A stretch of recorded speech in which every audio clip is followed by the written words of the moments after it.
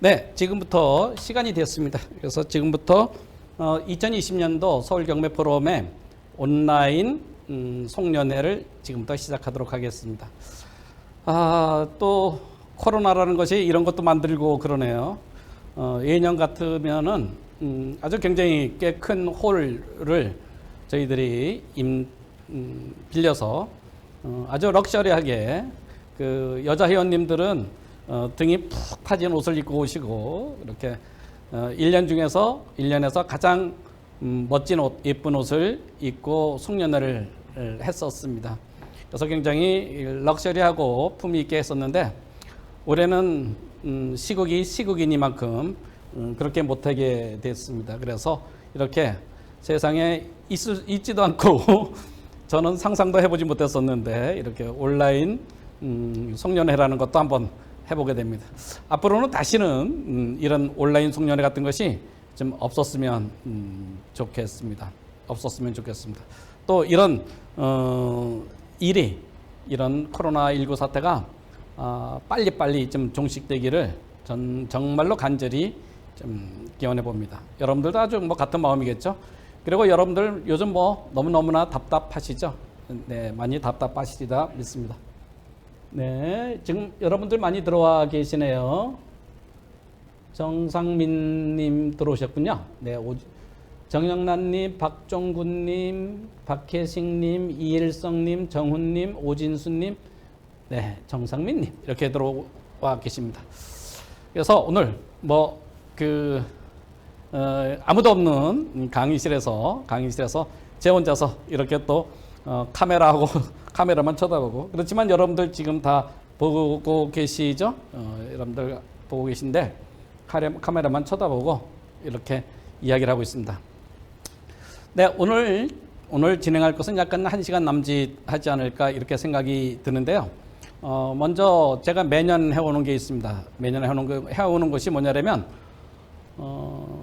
송년 특강을 항상 합니다. 이것은 거의 송년회를 꽤나 럭셔리하게 시작한 것이 한 10여 년쯤 됐습니다. 한 해도 빠지지 않고 했었는데 그 송년회, 송년 특강의 특강 제목도 항상 같습니다. 항상 같은 좀 이따가 송년 특강을 하고요. 그 다음에 이제 올해 들어서 저희들 우리 포럼 모임에서 열심히 하신 분들 또 감사한 분들 이렇게 좀 감사한 마음도 좀 전해드리고요. 또 지난번에 제가 예고를 드렸었는데 이런 예고를 드렸었죠. 경매 낙찰가 맞추기 게임을 했었는데 그것에 관한 것도 오늘 여기서 좀 말씀드리고 해보려고 합니다. 그래서 여기 지금 미리 다 지금 오신 분이 안 계시기 때문에 낙찰가 맞추신 분은 혹시 저거 하시면은 제가 전화해서 직접 인터뷰를 좀 해보도록 하겠습니다. 네, 조란님인가요? 이성님, 네, 안녕하세요. 반갑습니다. 하셨네요. 네, 그렇습니다. 그래서 오늘은 약간 1시간 남짓해서 조금 더 될 수도 있고요. 좀 줄어들 수도 있고요. 그래서 여러분들과 함께 올 한 해를 아쉽지만은 또 아쉬운 점이 많죠. 아쉬운 점이 많은데 아쉽지만 올 한 해를 한번 결산해 보면 어떨까 싶습니다. 그래서 지금부터 송년회를 시작하도록 하겠습니다. 네, 먼저 특강을 하도록 하겠습니다. 특강의 제목은 항상 같습니다. 2020년도 올해의 부동산 및 경매 시장의 결산, 올해는 어땠나 결산하고요. 2021년도 내년도가 중요하겠죠. 내년도의 부동산 및 경매 시장의 전망에 관해서 살펴보도록 하겠습니다. 이 자료들은 꽤나 이제 중요한 자료라서 제가 요거 특강하고 나서 요 자료를 제가 PDF로 변환해서 서울경매포럼 밴드에 올려놓도록 하겠습니다. 자세한 구체적인 데이터 같은 것은 그때 여러분들 살펴보시면 되지 않을까 싶습니다.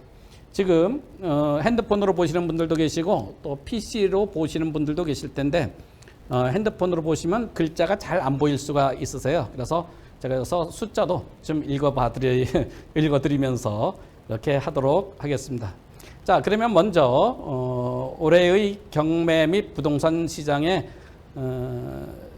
부동산보다는 이제 경매 시장의 전체적인 동향에 관해서 한번 살펴보도록 하겠습니다. 자, 먼저 첫 번째 봅니다. 우리나라 전국의 경매 건수입니다. 경매가 들어온 건수입니다. 건수를 봤습니다. 작년에 2019년도에는 14만 6,233건이 들어왔죠. 그런데 이제 2019년에는 2019년 1월에서 12월이 아니고요.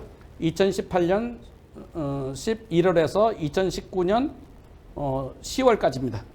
두 달치는 지금 통계가 두 달치가 더 적게 나와 있습니다. 대법원에. 그래서 이런 것이다.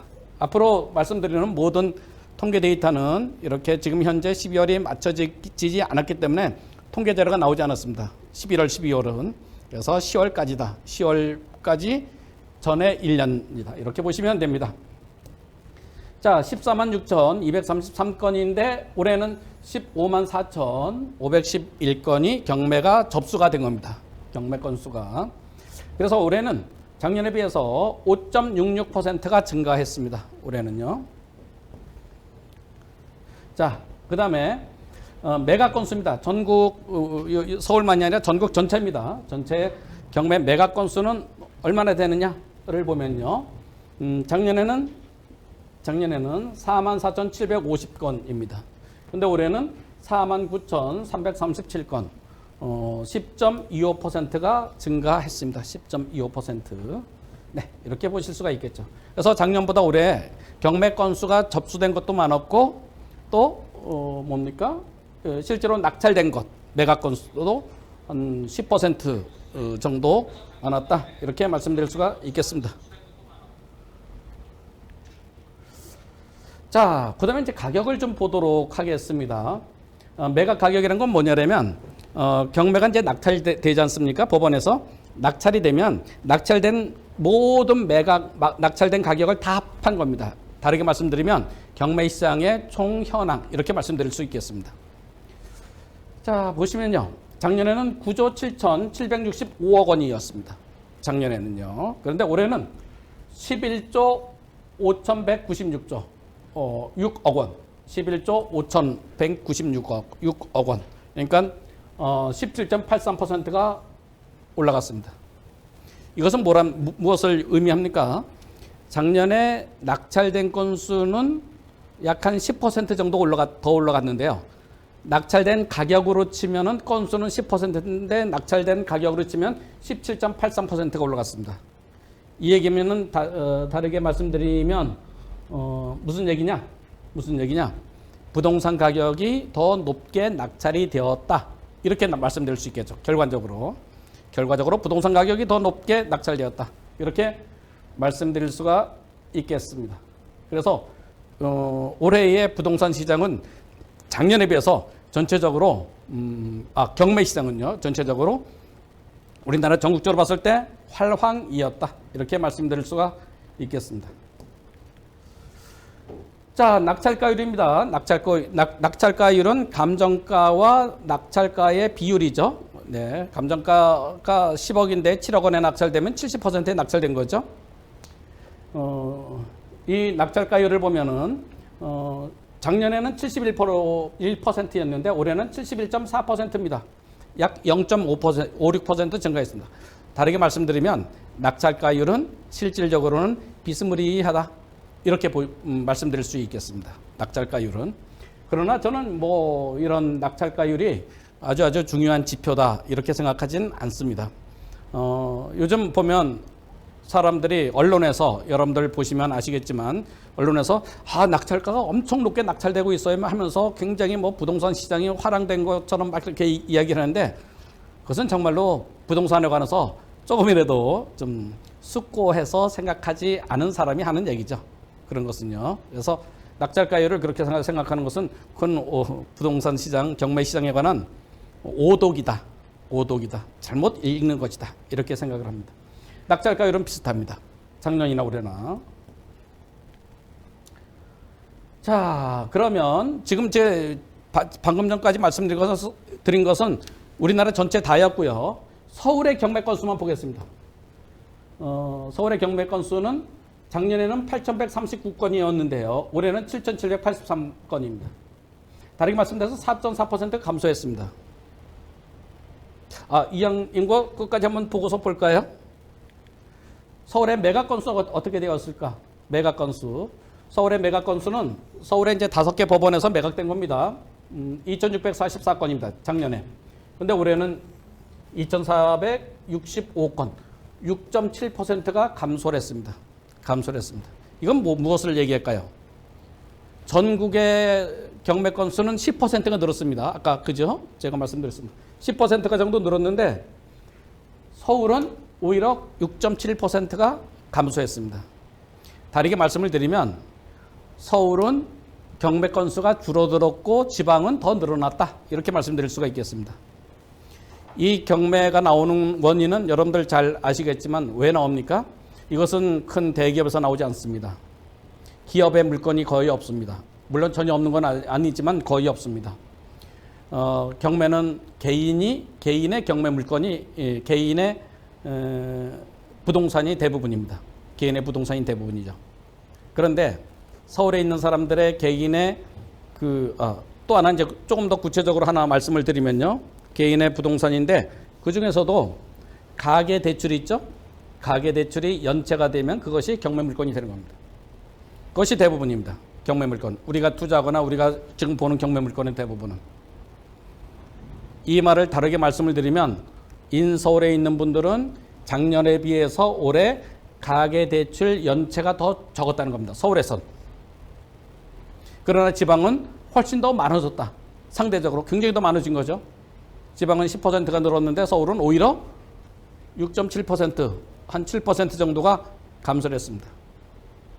이것이 시장을 보는 눈입니다. 시장을 보는 눈이라고 생각합니다. 당연히 그렇겠죠. 그래서 지금 우리가 부동산 시장은 또 그 부동산의 특성이 시장의 국지화 아니겠습니까? 부동성으로 인해서. 그래서 시장이 다 국지화되는데 그 국지화되는 시장을 읽을 줄 아는 능력이 돼야 되겠다. 이렇게 생각을 합니다. 이런 것을 보면 한눈에 탁 들어오죠.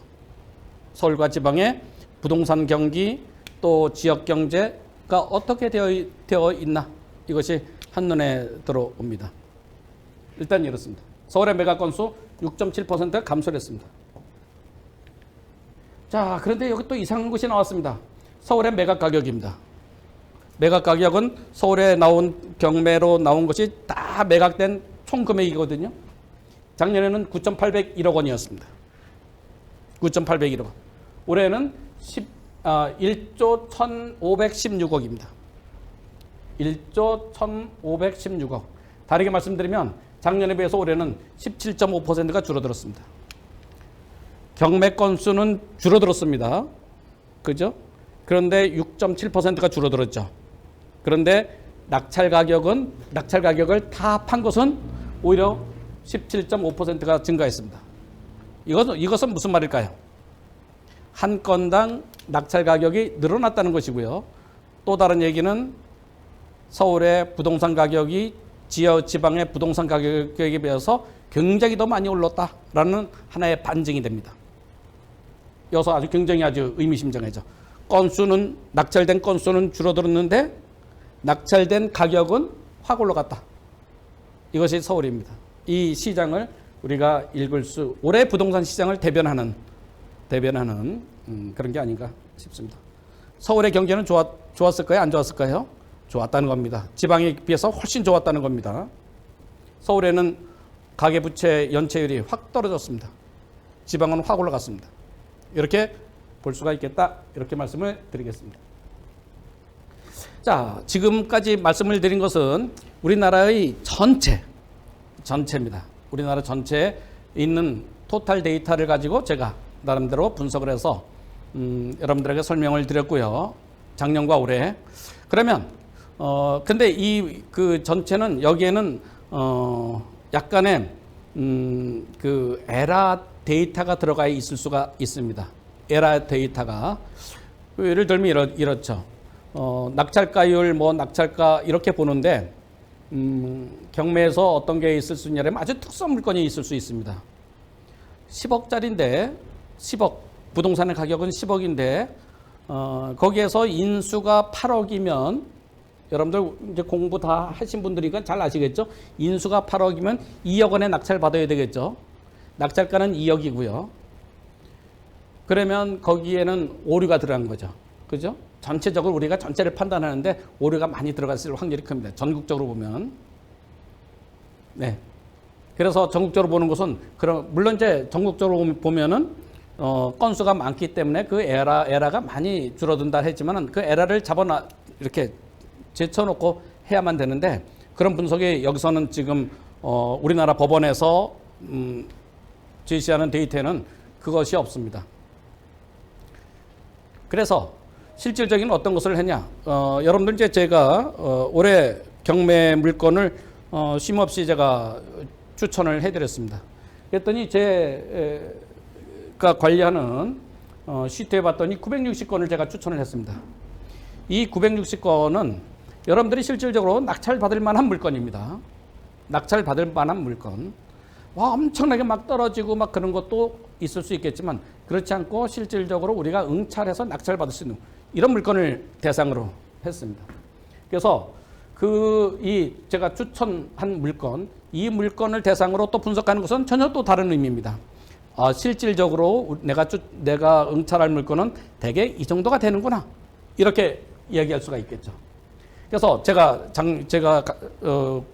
1년 동안 추천한 물건이라면 제가 하나하나 다 분석을 해드린 겁니다. 이 추천이라는 것은 일단 유튜브에서 제가 유튜브 심상중 경매 TV라고 유튜브에서 하루에 한 건씩 추천을 해드렸죠. 그게 한 365건인데 작년 거도 2월 된 것이 조금 있습니다. 조금 더 되고. 그리고는 이제 여기에서 강의실에서 실전반 수업을 했습니다.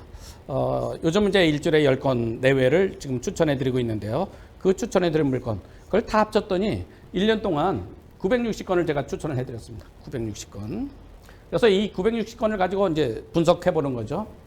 근데 이 중에서, 취하되거나 변경되거나 낙찰되지 않은 것, 이런 것들은 낙찰이 되지 않았기 때문에, 어떤 낙찰 결과에 관한 데이터가 없습니다. 그래서 이것은 제외를 하면은 687건입니다. 687건입니다. 그래서 이 960건, 687건 이것을 가지고 제가 또 데이터 분석을 해봤습니다. 경매 세미나는 작년에 올해죠. 올해 총 48회 했습니다. 1년이 52주죠. 4번은 안 했네요. 그래서 휴가 때 한 번 안 하고 이번 주에 한 번 안 하고 뭐 이런 식으로 명절 때 한 번 안 하고 그리고는 한 번도 빠지지 않고 계속했습니다. 그래서 그런데 이제 제가 경매 TV에서 유튜브에서 이제 추천하는 물건이 있고 여기서 추천하는 물건인데 그건 확실히 틀립니다. 유튜브 채널에서 해드리는 물건은 어떤 종류가 많냐면 약간 그림이 이쁘고요.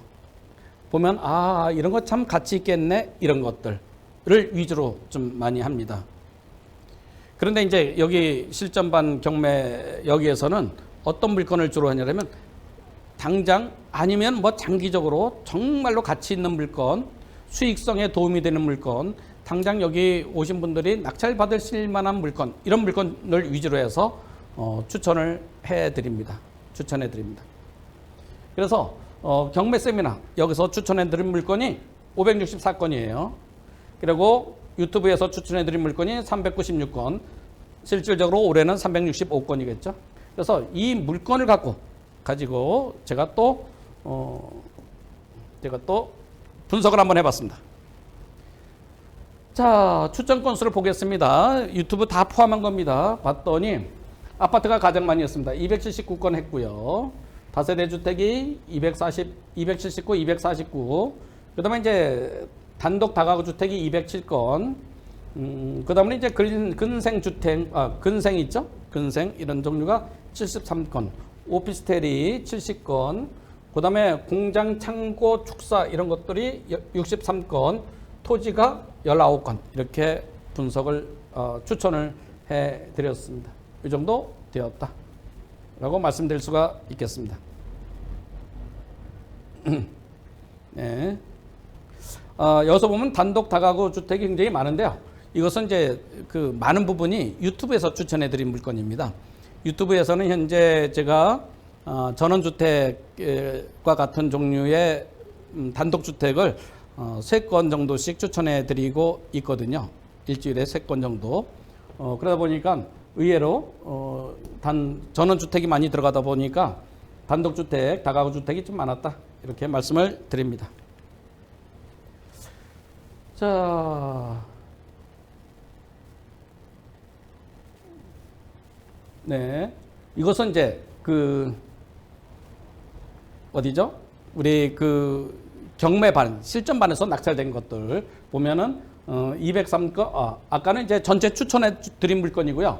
그 중에서 낙찰된 것만 보면 아파트가 203, 다세대 연립이 185, 오피스텔이 49, 단독 다가구가 136, 근생이 52, 공장, 창고, 축사가 49, 토지가 13건 이렇게 낙찰이 되었습니다. 낙찰가율을 보겠습니다. 이런 것이 이제 중요하죠. 제가 추천해드린 물건의 낙찰가는 몇 퍼센트가 됐나를 살펴보면요. 아파트는 98% 정도가 낙찰이 되었습니다. 아파트는요. 그 다음에 다세대 연립주택은 83%, 오피스텔은 84%. 그러니까 다세대 연립과 오피스텔은 실질적으로 비슷하게 낙찰가율이 형성이 되었다. 이렇게 말씀드릴 수 있고요. 단독 다가구 주택이 80% 이하로 떨어졌습니다. 74% 이렇게 되어 있고요. 그 다음에 공장 같은 것은 창고 축사는 49%, 토지는 63% 이렇게 현재 낙찰이 되었습니다. 자, 그 다음에는 경쟁률 보겠습니다. 사람들이 어디에 많이 응찰했나를 살펴보실까요? 역시 가장 많이 응찰한 물건은 역시 아파트입니다. 가장 편하죠. 가장 쉽죠. 그러니까 사람들이 많이 응찰한 거죠. 다르게 말씀드리면 하이 리스크 하이 리턴, 그것이 딱 맞는 물건이지 않나 싶습니다. 정보가 가장 많이 공개되어 있고 그렇기 때문에 그렇습니다. 자, 아파트가 가장 많고요. 두 번째는 역시 사람들이 깔끔한 거 오피스텔을 택했습니다. 7.1명이 됐고요. 그 다음에 단독 다가구가 5.71명도 응찰했습니다. 그 다음에 이제 창고, 공장 창고가 4.53, 다세대 연립주택 역시 인기가 좀 적었습니다. 4.47명, 4.47대 1의 경쟁률을 했죠. 그 다음에 근생이 3.84, 토지가 3.69 비슷합니다. 그래서 역시 가장 높은 것은 아파트, 오피스텔 뭐 이런 순으로 가지 않았나. 단독 다가구도 아주 인기가, 단독주택, 다가구주택은 실질적으로 이제 전원주택 빼고는요. 전원주택 빼고는 실질적으로 토지 낙찰 받는 거거든요. 그래서 토지하고 같이 비슷하게 봐도 되겠다. 이렇게 생각을 합니다.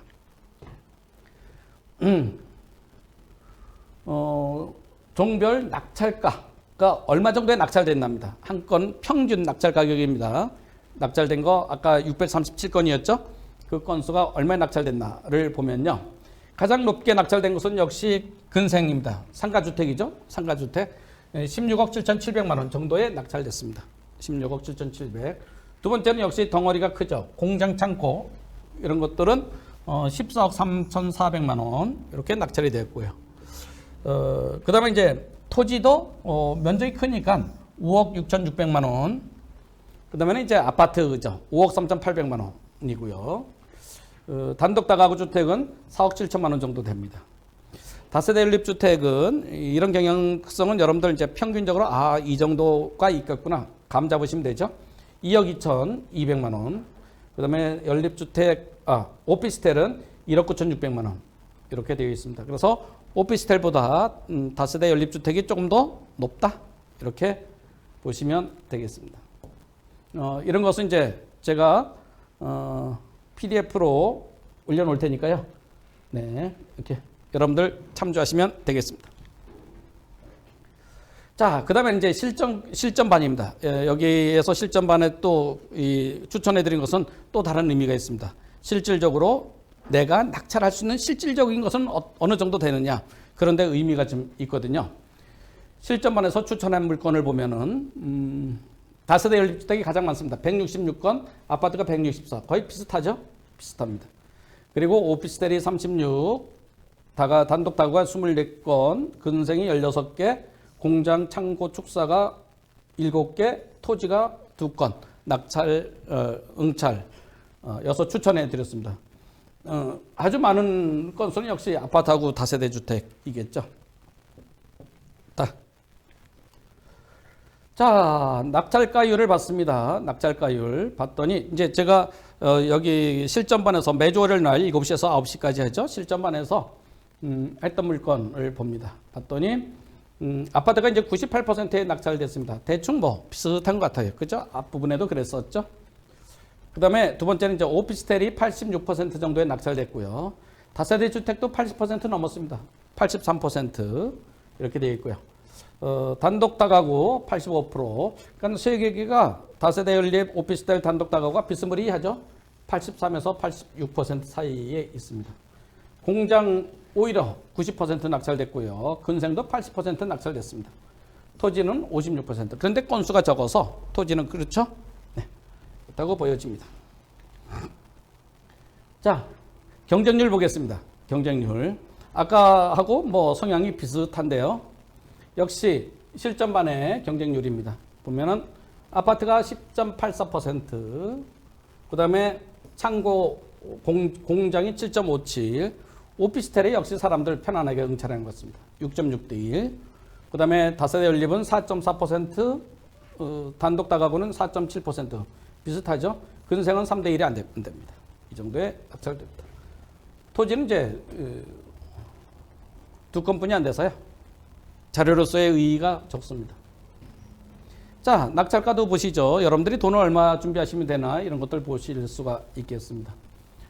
실전반에서 추천해드린 물건의 낙찰가를 보면은 평균 가격입니다. 예, 근생이 23억 5천만 원 정도가 되고요. 두 번째로 높은 것은 이제 토지죠. 17억 6천만 원. 그 다음에 이제 공장, 창고, 축사가 있는데 이건 10억 7천만 원에 낙찰됐습니다. 그러면 이제 단독주택, 다가구 주택 역시 높죠. 9억 3천만 원.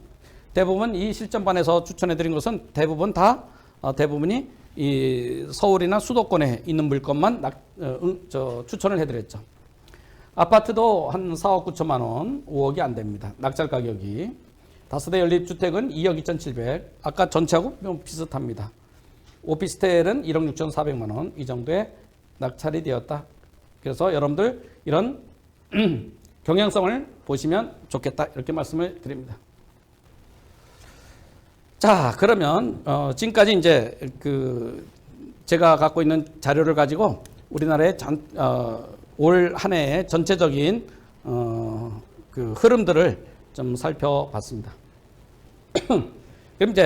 그러면 이제 지금부터는 2020년도 내년도의 경제 전망을 올해의 경제 전망, 올해의 부동산 전망, 올해의 경매 전망을 작년, 송년회 날 제가 했습니다. 똑같이 했습니다. 그리고 올해도 한 것을 또 내년에도 또 합니다. 그런데 저는 어떻게 하냐면 전망을 했으면 그것에 관한 책임을 져야 된다. 뭐 책임까지는 아니더라도 반성은 할 줄 알아야 된다. 저는 그렇게 생각을 합니다. 그래서 항상 작년에도 제가 했고요. 올해도 하고 내년에도 또 할 겁니다. 내년에도 제가 나름대로의 시장 전망하고 그것에 관해서 제가 연말에 또 반성하는 의미에서 제가 작년엔 이렇게 전망했는데 결과적으로는 이렇게 됐습니다. 라고 제가 보고를 합니다. 왜냐하면 저도 뭐든지 뭐 완벽히 갈 수는 없고요. 이 세상 읽는 것을 퍼펙트하게 읽는 뭐 그런 신과 같은 존재는 아니거든요. 그래서 제가 작년에 제가 전망했던 것 그대로 놓고서 한번 살펴보도록 하겠습니다. 뭐 여러분들도 다 공감하시는 내용이라 생각합니다. 자, 작년도에 한 겁니다. 올해 2020년도에 경제 전망을 제가 이렇게 했었습니다. 경제 전문 기관들은 대체적으로 올해보다 내년도가 이제 올해죠. 경제 전망은 경제는 상승할 것으로 예상한다. 이렇게 했었죠. 근데 이건 완전히 틀렸죠. 올해는 마이너스 상승입니다. 뭐 코로나. 제가 코로나까지는 작년 송년회 때 예측을 못했습니다. 코로나가 이렇게 올 줄은. 하기는 작년 말에 코로나가 발생을 했죠. 했는데 그것까지 예상 못 해갖고 이건 뭐 틀렸다. 플러스가 아니라 마이너스 지금 1% 정도 되죠? 경제 성장률이. 자, 두 번째 제가 이렇게 예상했었습니다. 총선의 영향으로 작년에 올해 총선이 있었죠. 4.15 총선이 있었습니다. 이 총선의 영향으로 정부에 의한 통합 팽창이 우려된다. 이거 정확히 맞았죠. 총선 때문에도 엄청 풀었지만 코로나 때문에 다 푼 것 같지만 사실은 총선 때도 정부에서 돈 왕창 풀었습니다. 왕창 풀었습니다. 그래서 지금 통합 팽창이 우려된다. 굉장히 지금 심하죠. 이렇습니다. 그리고 국제 경제의 불확실성은 더욱더 증가될 것이다. 미국하고 미중 간의 이 분쟁이 굉장히 컸지 않습니까? 지금 현재도 그러고 있죠. 그죠? 그래서 이건 제가 맞다. 한국 정치의 불확실성은 경제의 불확실성을 더욱 증가시킨다. 뭐 그렇다고 볼 수 있지 않겠습니까? 그죠? 정치가 아주 안정되어 있나요? 어떤 분들은 안정됐다고 말씀하실 수도 있겠군요. 여당이 180석이니까 안정돼 있지 않냐. 뭐 그렇게 볼 수도 있지만은 그건 조금 무리다. 이렇게 생각합니다. 제가 또 이런 거 있겠죠. 대기업보다 중소기업의 경쟁력은 낮아질 것으로 예상된다. 이것도 맞지 않았나요? 대기업은 지금 잘 나가고 있습니다. 코로나건 뭐건 간에. 그러나 중소기업은 잘 나가는 기업들도 있지만 힘든 기업이 훨씬 더 많습니다. 그것이 요즘 현실이다. 이에 따라서 중소기업 중심 도시는 더욱 침체될 것으로 예상된다. 예상됐죠. 실질적으로 더 예상되었습니다. 여러분들 제가 엊그저께 한번 제가 그 유튜브에 물건 셀렉팅을 하기 위해서 딱 봤거든요. 봤더니 우리나라에 현재 딱 나와 있는 그 단독주택 경매 물건이 약 한 800건 정도 됐습니다. 800 몇십 건 정도 됩니다. 그런데 거제시 있죠. 거제시는 우리나라의 지자체가 한 250개 넘습니다. 기초지자체가. 그 250개 중에서 하나의 지자체죠. 거제시는. 거기에서 나온 물건이 80건이 넘습니다. 다르게 말씀드리면 10%입니다. 250분의 1이 아니라 10분의 1입니다. 그러니까 지역적으로 그런 곳은 충분히 그럴 수 있거든요. 그래서 저희 그 거제도 같은 곳은 아주 아름다운 바다를 쫙 보고 있는 전원주택이 기가 막힌 전원주택이 경매가 엄청 많이 나와 있습니다. 이런 것은 이런 거죠. 그죠? 중소기업은 아니지만은 거기에 조선산업이 힘들어지면서 거기 있던 많은 하청업체 뭐 이런 사람들이 굉장히 힘들어져서 경매가 많이 나와 있습니다. 그래서 지역별로 편차가 굉장히 큽니다. 오히려 서울은 경매 물건은 줄어들었습니다. 낙찰가는 합치면 많아졌지만 그것은 서울의 부동산 가격이 올라가서 더 많이 올라가서 전체 낙찰 가격은 올라가지 않았나 이렇게 보여집니다. 자, 종합적으로 보면은 작년에 요거 1번은 하나 틀렸고 코로나 때문에 나머지는 이제 제가 맞췄다기보다도 이제 그 제가 전망한 내용대로 비슷하게 흘러가지 않았나 이렇게 생각합니다. 물론 이것도 뭐 100% 퍼펙트한 것은 아니죠. 몇 퍼센트의 차이가 좀 있겠죠. 이렇게 생각을 합니다.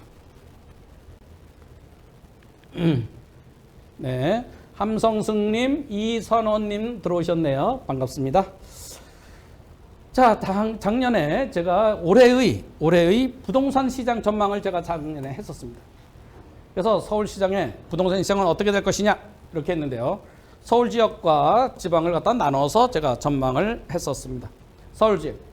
자, 첫 번째, 정부의 규제에 따른 영향이 클 것으로 예상된다. 정확히 맞았죠?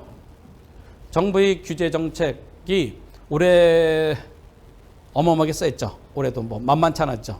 지금은 앞으로는 규제 정책 뭐가 나올 게 없을 정도로 작년에 있는 것은 뭐 총동원 했습니다. 그런데 이 영향이 꽤 컸죠. 부인할 수 없을 겁니다. 그죠? 오케이. 세금과 금융 규제로 인해서 강남 지역의 아파트 시장은 상반기에 부분적으로 소강 상태일 가능성이 있다. 이것은 정확히 틀렸습니다. 저는 올해 상반기에 어떤 세제 이런 것의 영향으로 인해서 강남 지역의 아파트 시장은 조금 소강되리라 봤었습니다. 그런데 올해는 결과적으로 어떤 시장이 펼쳐졌냐? 특히나 강남 지역의 신축 아파트, 그러니까 신축 아파트라고 하면은 재건축 아파트죠. 이런 재건축 아파트를 중심으로 해서 다주택자를 정부에서 아주 철저히 잡겠다고 했습니다. 그러니까 그래 내가 집을 많이 가져 있을 필요는 없지, 똘똘한 거 한 채 제대로 갖고 있자, 이런 붐이 일어났습니다. 그러니까 그런 똘똘한 한 채가 뭐냐? 강남의 재건축 아파트입니다. 그러다 보니까 그런 것을 중심으로 폭발적으로 늘어났죠. 그러니까 그런 것이 부동산 시장이라는 것은 약간 아주 많이 감정적 분위기에 의해서 휩쓸려가는 경향성이 아주 높은 시장입니다. 완벽하게 수요 공급에 의해서만 굴러가지 않고요. 그것도 있지만 그것보다도 어떤 분위기가 있으면 그런 또 정확하게 시장의 균형을 조금 더 앞질러가는 것이 이런 부동산 시장이라고 말씀드릴 수가 있습니다. 예를 들면 이제 그 주식 시장도 그렇죠. 주식 시장도 지금 주식을 누가 많이 사고 적게 사고 그러는데 그 기업의 현재 가치가 막 올라갈 때 올라갑니까? 앞으로 올라간다고 소문나면 그때 뭐 올라가지 않습니까? 이런 경향성이 주식 시장보다는 덜하지만 부동산 시장에도 엄연히 존재합니다. 그래서 그런 것이 이제 불이 붙다 보니까 올해 그냥 서울의 부동산 시장 또 수도권의 부동산 시장은 활활 타올랐다, 이렇게 말씀드려도 되지 않을까 싶습니다. 틀렸습니다. 제가 하반기에는 자산가를 중심으로 적극적인 투자가 있을 가능성이 있다. 이것도 별로 맞지 않았죠. 틀렸다고 봅니다. 하반기에도 거래량이 확 줄었으니까요. 6월, 8월 달에 부동산 대책을 내놨지 않습니까? 그 이후로 확 줄었습니다. 그래서 이것도 틀렸다. 자, 전체적으로 지나친 규제로 인하여 거래량이 급감을, 이건 상반기에는 많고 하반기에는 적었습니다. 그죠? 상반기에는 규제가 나오니까 확 늘어났었죠. 그다음에 규제 딱 되니까 뭐 푹 줄어들었습니다. 중개업 하시는 사장님들 고생 많이 하셨죠.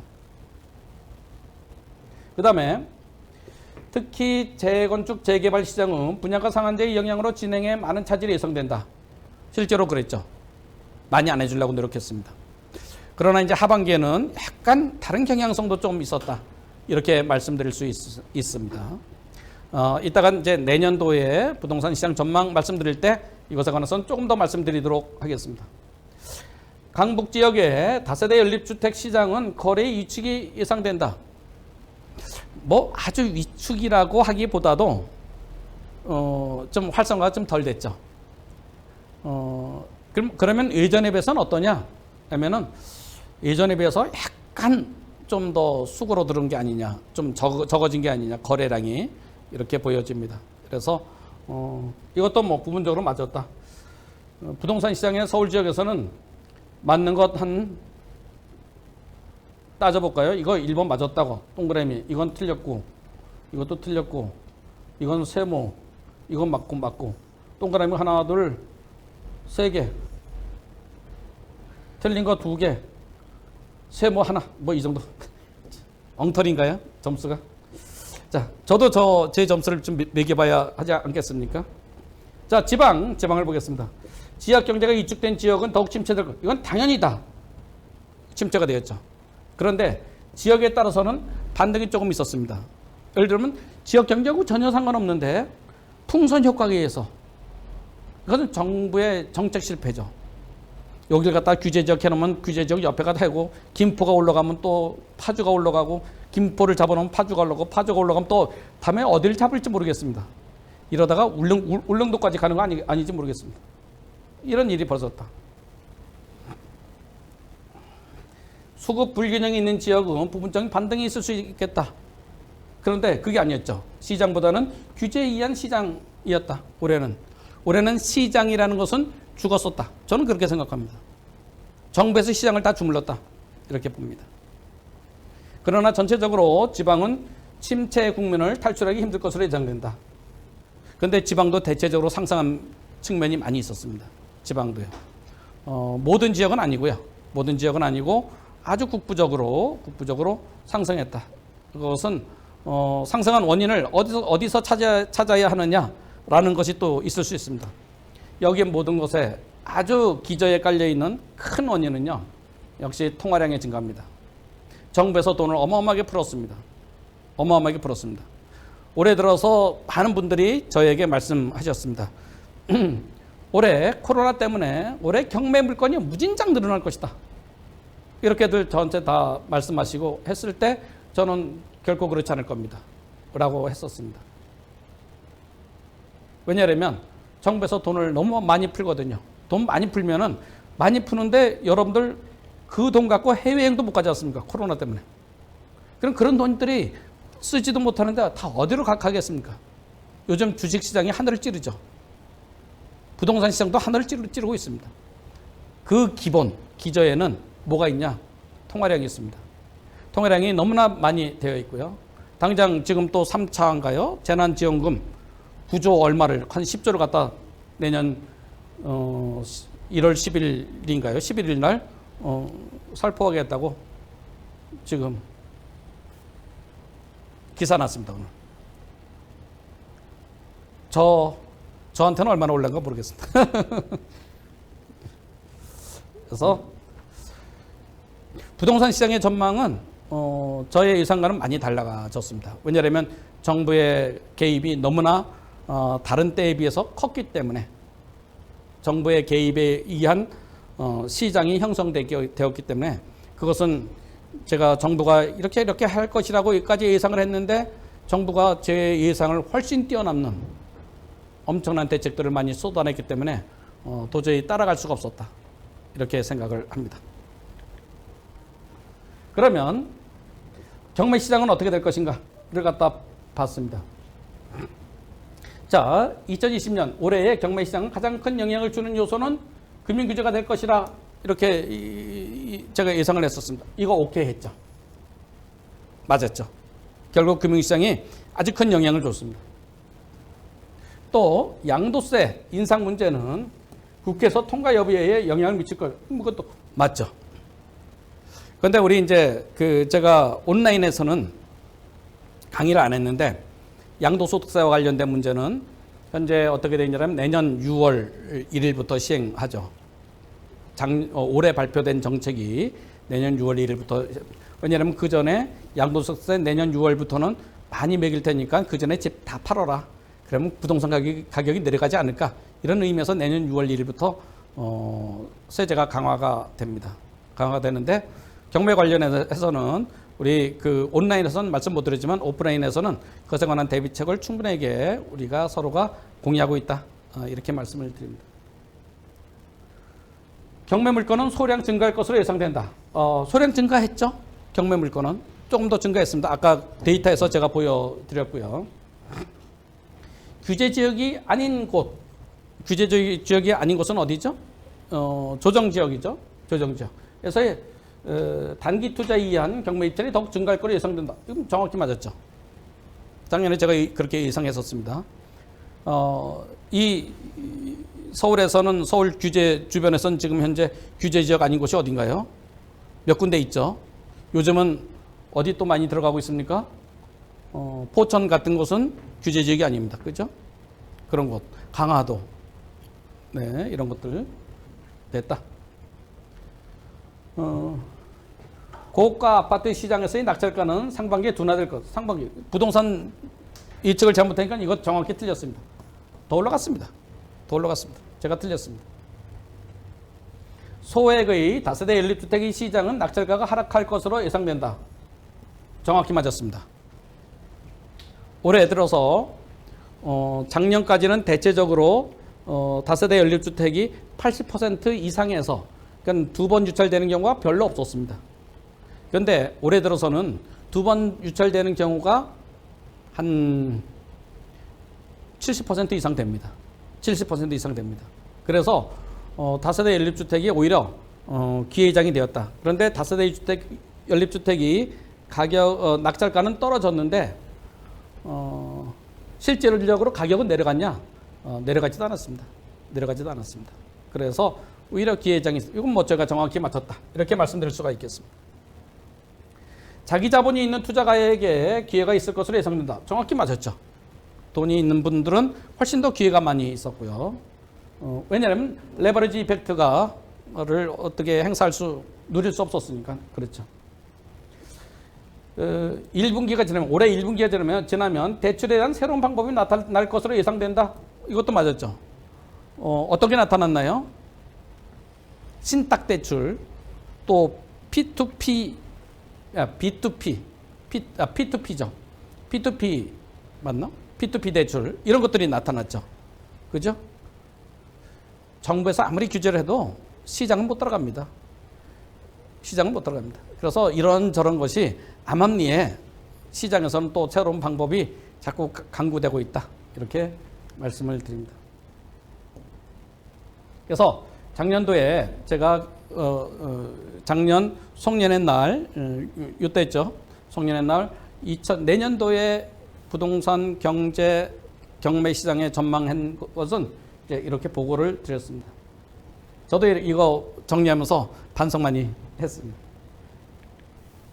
자, 그러면 내년도 2021년도죠. 이게 중요하죠. 내년도는 어떻게 되겠냐를 제가 나름대로 열심히 생각하고 또 자료조사해서 한 것을 말씀을 드리겠습니다.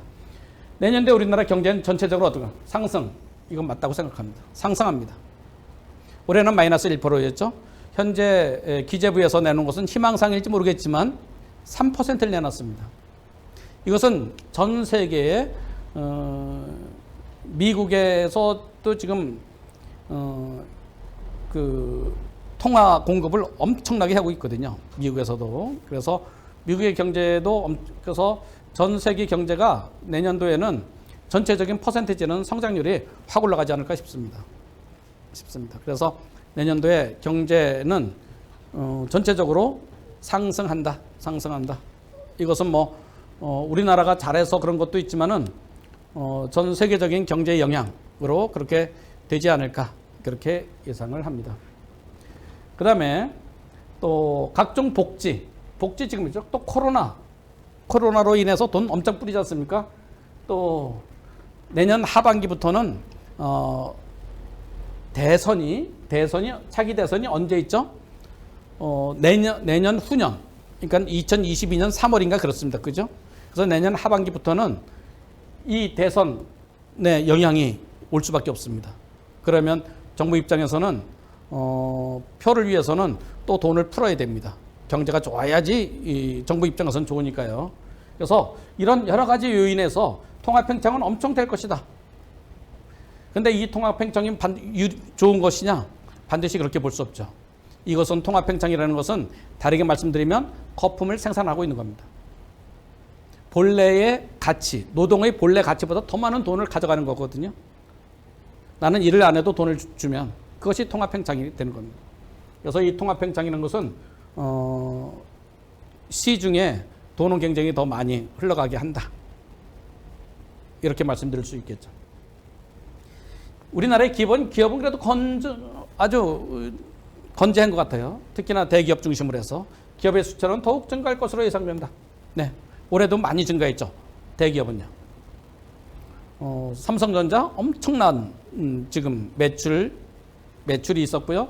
또 우리나라 대기업들 엄청난 또 수익도 있는 상태입니다. 기업의 경쟁력을 자꾸 정치가 깎아먹으려고 해서 그게 문제죠. 한국 정치 이게 문제죠. 정치에 의한 시장의 부정적 영향이 더욱더 커질 것이다. 국회에서 여의도에서 마구마구 방망이 두드리면서 법을 찍어내고 있는데요. 그 중에 아주 많은 법은 기업이 발전하는데 저해되는 법들이죠. 그래서 그런 것들이 기업의 발전을 자꾸 갈아먹고 있다. 지금도 제가 볼 때는 말도 안 되는 엄청난 법들이 마구마구 양산되었죠. 요 며칠 사이에. 그죠? 그런 것은 내년에 기업한테 굉장히 큰 부담감이 될 것이다. 이렇게 보여집니다. 대기업보다 중소기업의 경쟁력은 더 낮아질 것으로 예상된다. 즉시 당연한 겁니다. 또 작년하고 똑같습니다. 중소도시는 막 그렇게 일어나기가 쉽지가 않다. 중소도시는 참 말씀드릴 게 많은데 오늘은 시간상 이 정도 말씀드리도록 하겠습니다. 그래서 내년 경제는 전체적으로는 좀 좋아지겠다 이렇게 보여집니다. 올해보다. 자, 내년도에 부동산 시장은 어떨 것인가에 관해서 제가 좀 생각을 해봤습니다. 자, 정부의 규제에 의한 영향이 클 것으로 예상된다. 당연합니다. 그죠? 특히나 올해 만든 세금 대책이 내년은 본격적으로 영향을 좀 주겠죠. 내년에는 종부세도 막 퍽퍽 올라가고요. 또 종부세만 올라갑니까? 종부세에 걸쳐서 또 뭐죠? 네, 예. 누가 오신가 잠깐 봤습니다. 민재수님도 오셨고요. 오진수님, 네, 말씀 주신. 네, 종부세도 올라가고요. 거기에 종부세가 아니라 공시지가를 또 올리잖아요. 그래서 세금 종부세 같은 거 펑펑 올리고 또 양도세 아까 제가 말씀드렸듯이 내년 6월 1일부터 시행하고 있고요. 그런 것들이 지금 줄줄이 대기 중에 있습니다. 그래서 그런 것에 의해서 영향을 많이 받을 것이다 라고 생각합니다. 또 하나는 두 번째는 통화량이 증가하죠. 통화량은 앞에서 설명을 드렸습니다. 그래서 똑똑한 한 채에 관한 선호 현상은 더욱더 높아질 것이다. 그래서 가치 있는 아파트, 똘똘한 아파트에 관한 지속적인 상승이 예상된다. 이렇게 생각이 됩니다. 거래량은 전체적으로는 위축되지 않을까 싶습니다. 거래가 막 활발해지고 이런 것은 굉장히 적어지겠다. 이렇게 생각을 합니다. 거래가 많아져야 될 이유가 없습니다. 내년에요. 그래서 꼭 필요한 사람이 내가 똘똘한 집 한 채 사는 이런 것들이 시장이 펼쳐지지 않겠나 이렇게 생각을 합니다. 제가 이거 적었는데요. 신임 국토부 장관에 의한 상상할 수 없는 정책 리스크가 예상된다. 솔직히 불안합니다.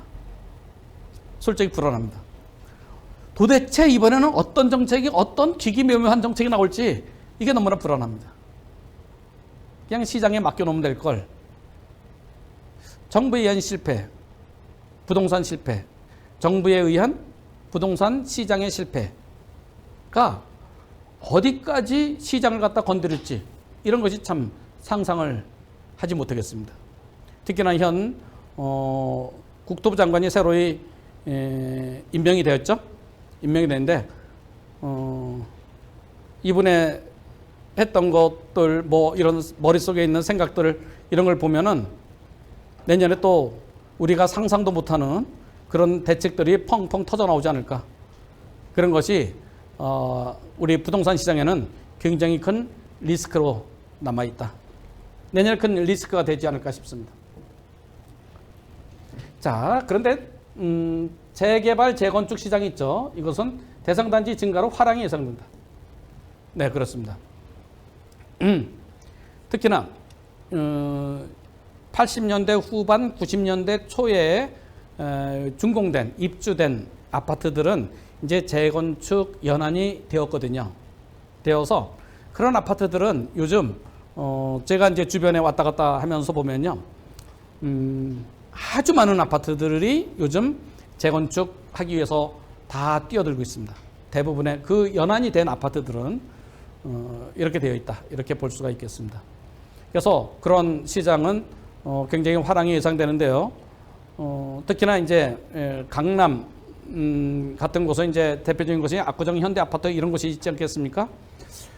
그런 곳은 너무 많이 나가지 않을 것 같고요. 음마 아파트 이런 아파트는 너무 많이 나가지 않고 정부의 정책이 어떻게 변하는 거에 따라서 지금까지 오랫동안 참아왔으니까요. 그것에 의해서 하지 않을까 싶고 또 특히나 내년 4월에 있을 서울시장 선거 있죠. 서울시장 선거에서 누가 어떤 사람이 되느냐에 따라서 정책은 많이 바뀔 수도 있겠다. 시장은 많이 바뀔 수도 있겠다. 이렇게 여겨집니다. 그런데 이제 강북에 있는 재건축 아파트 있습니다. 이쪽에 상계지구도 있고 창동, 상계 이쪽 지구 있습니다.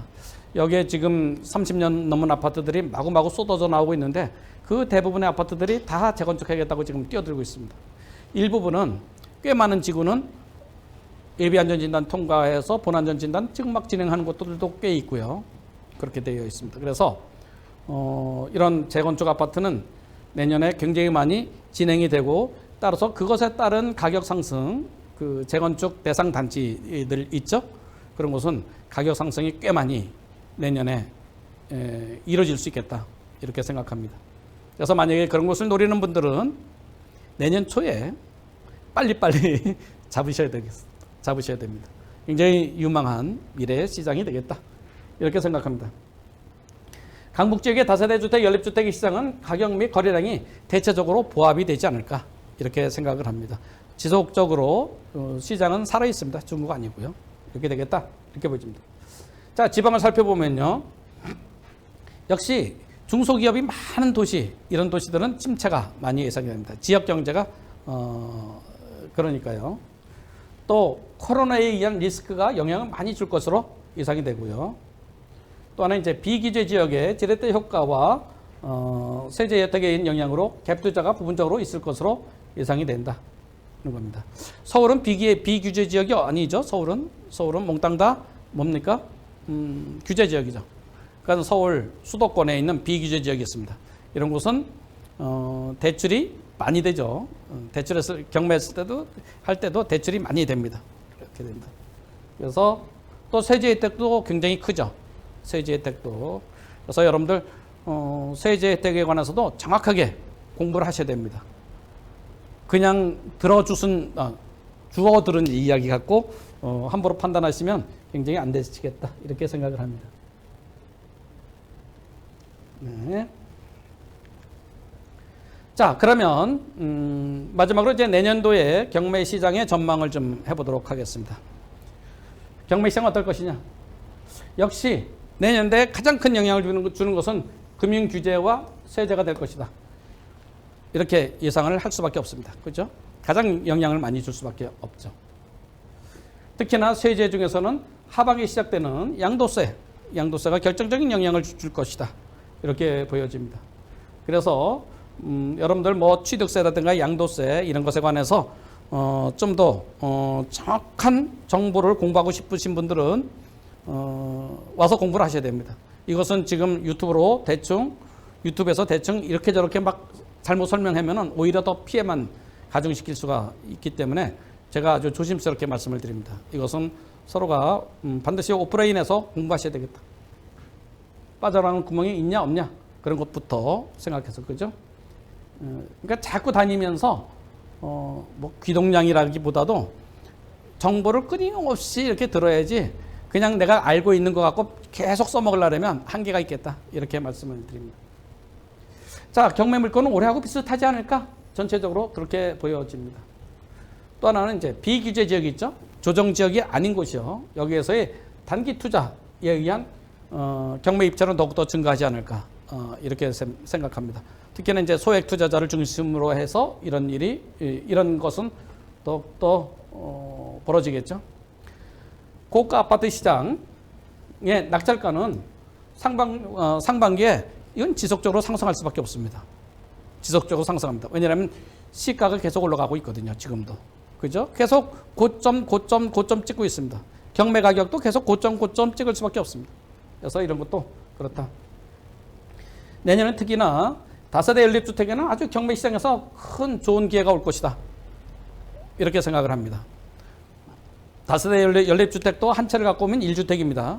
그러니까 사람들이 그것보다는 똘똘한 하나를 낙찰받아야지. 이런 것들이 많이 있습니다. 그래서 상대적으로 다세대 연립주택은 낙찰 가격이 좀 더 하락할 가능성이 많다. 이렇게 보여집니다. 그래서 다세대 연립주택이 내년도에 잘 연구하면은 노력을 많이 하시면 좋은 기회가 더 많이 있을 수 있겠다. 이렇게 생각을 합니다. 그리고 마지막으로 말씀드리면 이제 자본이 있는 투자가에게 역시 돈 있는 사람한테는 더 많은 기회가 있다. 이건 뭐 올해랑 비슷합니다. 그래서 여러분들 어디에 묻어두고 장기 투자 뭐 이런 것보다는 오히려 이런 것들이 좀 더 좋아질 수 있겠다. 이렇게 생각을 합니다. 자, 그래서 내년도에 부동산 경매 시장에 관해서 저 나름대로의 전망을 해봤습니다. 그래서 내년도에 내년도에 또 송년회를 이렇게 하죠. 내년에 설마 내년도에 송년회도 이렇게 온라인 송년회 이런 황당한 송년회는 안 하겠죠. 내년에도 하면은 송년회일 때 제가 오늘 이렇게 제 소견을 밝힌 것을 가지고 내년에도 또 반성해 가면서 제가 내년엔 이렇게 이럴 것이라고 예측했는데 실제로는 그것하고 뭐 반대로 갔다든가 어떤 것은 맞니 틀리니 이런 것에 관해서 반성하도록 하겠습니다. 그래서 첫 번째 그 송년회 첫 번째 특강은 간단히 1시간 했네요. 그래도 1시간 동안 이것으로 마치도록 하겠습니다. 자, 그러면 마치고요. 감사드리고요. 박수 치는 사람이 없죠? 온라인이니까. 여기저기 어디죠? 채팅방에서도 박수를 짝짝 쳐야 되는데. 자, 다음에는 그 송년회가 돼갖고 송년회가 되어서 그래도 올해를 하면서 수고하신 분들한테 뭘 좀 제가 준비한 게 있습니다. 자, 그냥 계십시오. 얼마?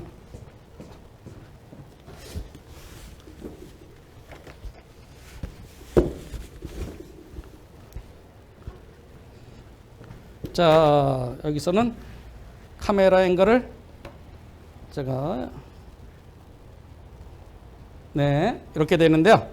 제가 그 뭡니까? 그 요번에 그 경매패를 제가 좀 드리려고 요 경매패 받으실 분은 오셔서 저 강의실 들어오지 말고 저 밖에 있으시라고 했거든요. 그래서 지금 막 들어오셨습니다. 그래서 경매패를 제가 전달해 드리도록 하겠습니다. 경매패는 우리 서경 포럼에서 가장 많이 낙찰을 받으신 분한테 드리는 패입니다. 올해는 가장 낙찰 많이 받으신 분이 누구냐면 정영란 님입니다. 정영란 님한테 낙찰패를 드리겠습니다. 나오시죠? 네. 네. 어서. 아주 이상한 이렇게 보고서 이렇게 보여드리고 네, 이분이 정영란 저기 앞에 보시고 네, 제가 좀 읽어보겠습니다. 경매패 정영란 귀하께서는 평소 저희 포럼에 깊은 관심을 갖고 경매에 적극적으로 응찰하셔서 2020년 한 해 동안 모두 4건의 경매 물건을 낙찰받는 큰 성과를 거두셨습니다. 이는 단순한 운이 아닌 귀하의 열성적인 노력의 결과물임을 회원 모두가 잘 알고 있습니다. 이에 귀하의 성실함과 노력 그리고 뜨거운 열정을 본받고자 올 한 해 가장 많은 물건을 낙찰받으신 귀하에게 회원님들 모두의 마음을 담아 이 패를 드립니다. 2020년 12월 30일 서울경매포럼 책임교수 심상준 이렇게 씁니다. 네, 축하드립니다. 네, 이렇게 하는 거죠. 자, 이렇게 해서 네, 이렇게 되어 있습니다. 볼까요? 네, 네, 네, 네, 예, 네, 예, 축하드립니다. 네, 다음으로는 감사패를 준비했습니다. 감사패는 권종철 우리 회원님 되겠습니다. 나오시죠? 나오세요. 두 분 딱 제가 강의실에 모셨습니다. 자, 예, 일로 오세요. 예, 이쪽으로 오십시오. 더 오십시오. 네, 이분이 이제 권종철이십니다. 네, 자, 네. 그렇게 하시고 참 쑥스럽지만 제가 읽어드리겠습니다. 감사패 권종철 귀하께서는 설교 경매 포럼의 회원으로 활동하시면서 포럼의 행사 등에 적극적으로 참여해 주시고 포럼에 갖가지 봉사를 하셔서 우리 회원들 간의 단합과 화합을 위하여 헌신적으로 노력한 공이 크므로 그간의 노고와 고마운 뜻을 깊이 간직하고자 회원님들이 마음을 담아 이 패를 드립니다. 2020년 12월 30일 서울경매포럼 책임교수 심상준 이렇게 됐습니다. 네, 예, 예, 예, 축하드립니다. 네, 네, 이렇게 됐습니다. 됐죠? 네, 네, 예, 예, 네, 네, 네. 자, 다음으로는 자 낙찰가 맞추기 했었죠. 여기 지금 여러분들 중에서 낙찰가 맞추기에 많이 하신 분들 계십니다. 그런데 제가 좀 말씀을 좀 드리겠습니다. 자, 1, 2, 3번에 낙찰가를 누가 가장 잘 맞추게 했나를 했었습니다. 1번 물건 변경되었죠. 2번 물건도 변경되었습니다. 3번 물건은 유찰되어서 1월 25일 날 경매를 합니다. 그래서 3개가 다 되었습니다.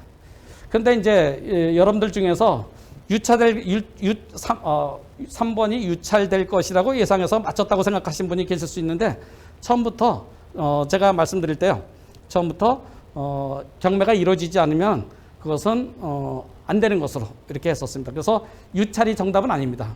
유찰된 것이 정답은 아니고요. 이제 저 혼자니까 벗어도 되겠죠? 네, 유찰이 정답은 아니고요.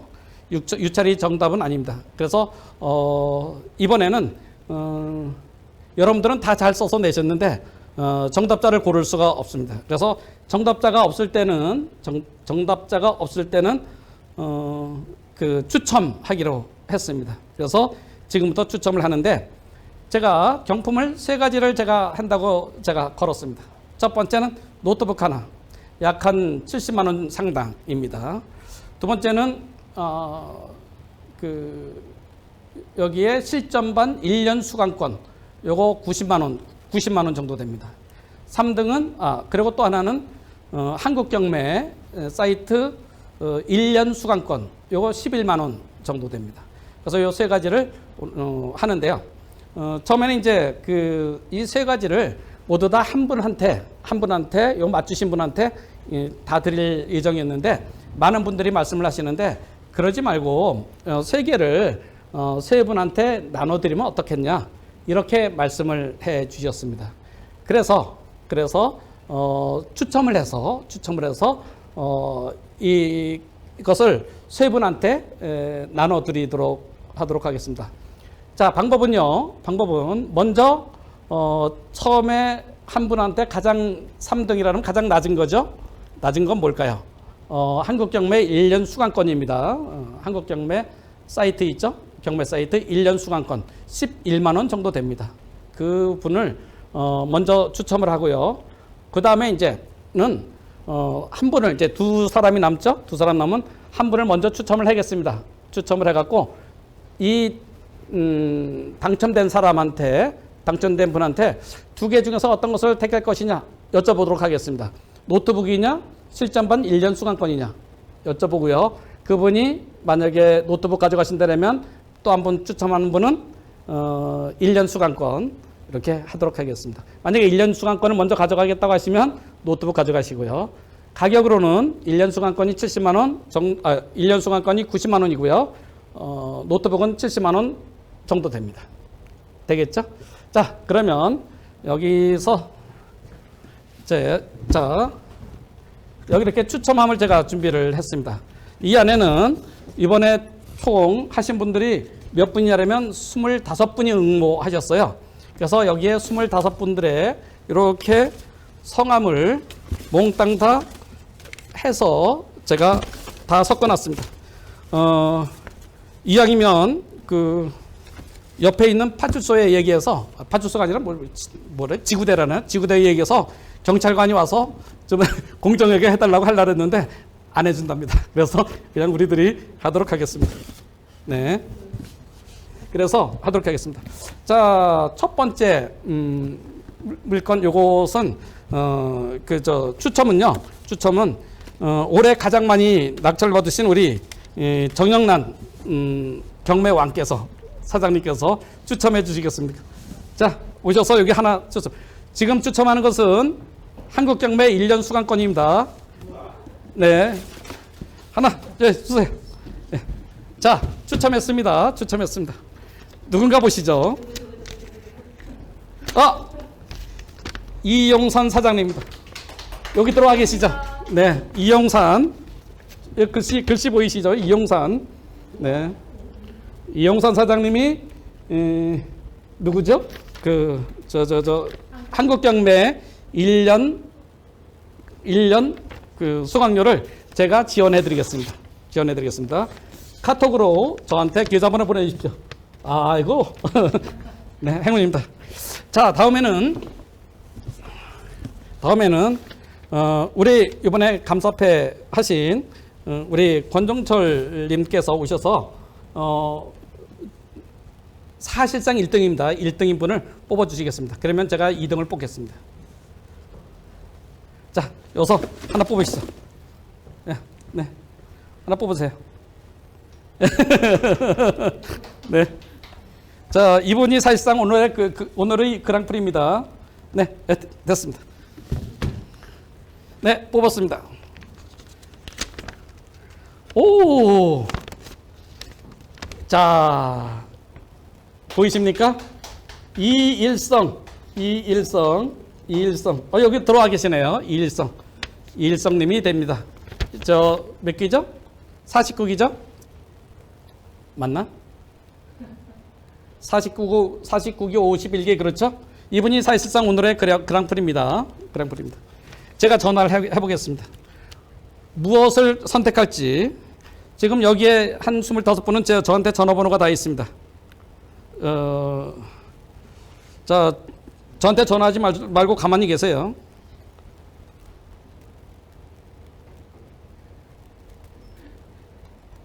즉석에서 이렇게 합니다. 그죠? 49기, 51기 그렇습니다.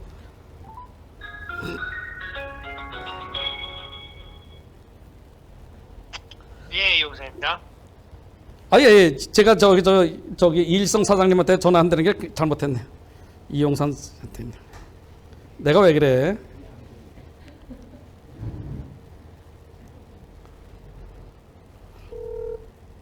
네, 가까이 대고 해야지 잘 들리겠죠? 네, 전화 받으세요. 예, 교수님. 예. 안녕하세요. 축하드립니다. 예? 축하드린다고. 지금 유튜브 안 보고 계셨어요? 들어와 있던데. 보고는 있는데 아직 지금 설명만 듣고 있습니다. 설명만 듣고 있다고? 예, 지금 좀 늦네 유튜브가 저기보다는. 무슨 소리야. 지금 시간차로도 요거 1, 2초인데. 지금 저 추첨 지금 교수님 지금 박스 들고 있는 거 지금 박스 들고 있는 거 봤었어요? 예, 지금 그거 하고 있습니다. 예. 추첨하시는 것 같은데. 네네네네. 이제 추첨했는데요. 예. 1등에 우리 이일성 사장님이 이번에 1등 하셨습니다. 축하드립니다. 그래서 제가 전화를 했습니다. 지금 다 이거 지금 저 유튜브로 생방송되고 있어요. 아유, 감사합니다. 제가 받을 자격이나 되는지 모르겠네요.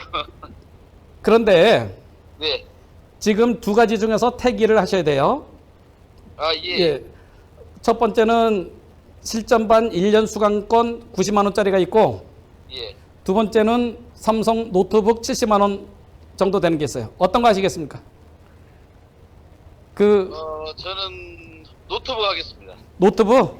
예. 예. 알겠습니다. 그러면 수강은 제가 돈 드리고 받는 걸로 하겠습니다. 네? 수강은 네. 제가 돈을 드리면서 그럼 노트북 가져가면 수강료는 당연히 내야지. 그러니까 저는 무슨 소리야? 노트북을 받고 네. 돈은 수강료를 내면서 듣겠습니다. 예. 알겠습니다. 네. 예, 감사합니다. 감사합니다. 축하드립니다. 네, 감사합니다. 네. 네, 방금 전에 통화를 했는데 여러분들이 듣다시피 노트북을 가져가신답니다. 자, 노트북은 이겁니다. 삼성 노트북. 우리 이일성 49기시거든요. 이일성 사장님 오시면은 저희 학원으로 오셔서 노트북 가져가시기 바랍니다. 네. 자, 그럼 마지막은 뭐냐? 저거죠? 가장 저기 1등 저거 하신 분 한번 뽑도록 하겠습니다. 근데 이번에는 이제 사람이 없어서 할 수 없이 제가 뽑아야 될 것 같습니다. 그래서 제가 전혀 안 보고 뽑겠습니다. 참 이렇게 뽑아야지. 또 여러분들이 또 뭐 짜고 치는 무슨 뭐라면 안 되죠? 네, 하나를 뽑았습니다. 자.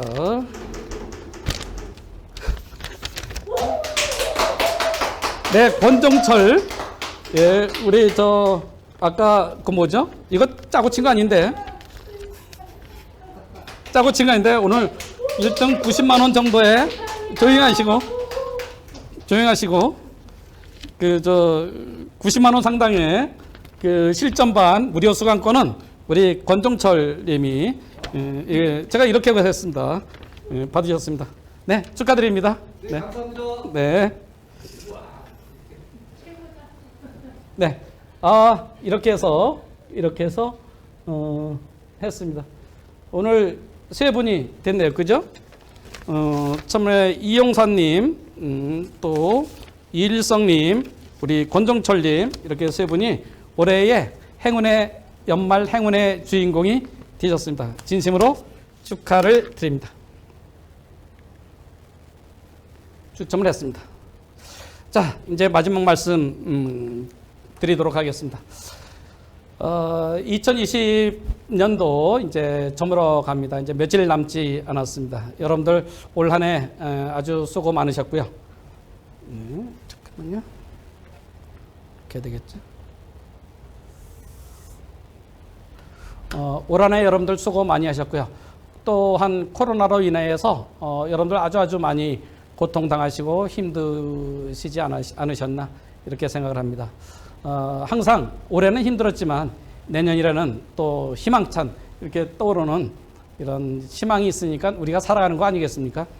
내년에는 올해보다 더 나빠질 리가 있겠습니까? 더욱더 좋아지리라 믿고 여러분들 내년에 희망을 갖고 한 해를 맞이했으면 하는 마음 간절합니다. 저는 여러분들 위해서 제가 할 수 있는 것은 일단 뭐 열심히 하려고 합니다. 그러니까 여러분들도 저와 함께 내년도에는 더욱더 멋진 한 해를 만들어 가시기 바라겠습니다. 여러분들 새해 복 많이 받으시고요. 새해 복 많이 받으시고요. 내년에 뵙도록 하겠습니다. 지금까지 송년회를 마치도록 하겠습니다. 네, 감사합니다.